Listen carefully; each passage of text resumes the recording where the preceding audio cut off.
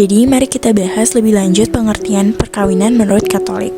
Perkawinan dianggap sebagai sesuatu yang sakral, di mana dalam menjalaninya kita tidak boleh ada paksaan dari pihak manapun. Karena perkawinan merupakan sebuah perjanjian untuk selalu bersama seluruh hidup semati antara pihak laki-laki dan juga pihak perempuan, yang tentunya terarah pada kesejahteraan suami dan juga istri. Namun, tidak hanya mementingkan kesejahteraan suami dan istri, perkawinan juga harus terarah pada kelahiran dan juga pendidikan anak. Dan tentunya untuk melakukan perkawinan harus memiliki martabat sakramen atau dilaksanakan antara dua orang yang sudah dibaptis. Namun, pada praktiknya masih banyak sekali masyarakat yang salah tujuan dalam melaksanakan perkawinan, terutama bagi masyarakat yang tergolong muda, di mana seringkali kita jumpai saat ini pernikahan dini.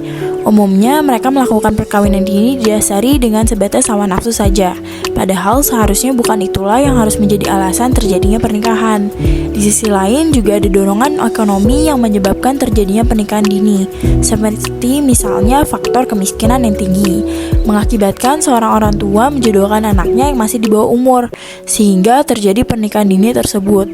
Padahal, secara jelas agama Katolik menjelaskan bahwa pernikahan tidak boleh didasari dengan paksaan dari pihak manapun.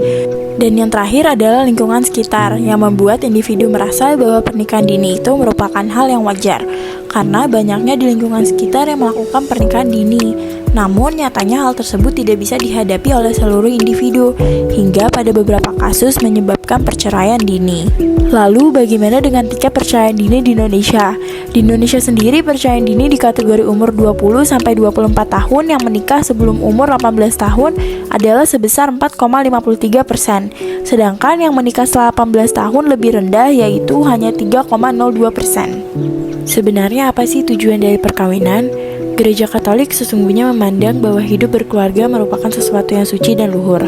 Sebenarnya tujuan dari perkawinan menurut agama Katolik adalah untuk kebahagiaan suami dan istri sebagai pasangan, serta kesejahteraan baik secara lahir maupun batin.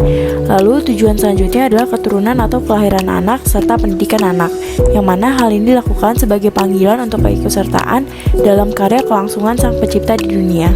Hal ini didasari untuk berkelanjutan generasi manusia untuk mengisi muka bumi. Di samping itu, kelahiran anak dalam keluarga juga akan membawa kebahagiaan tersendiri.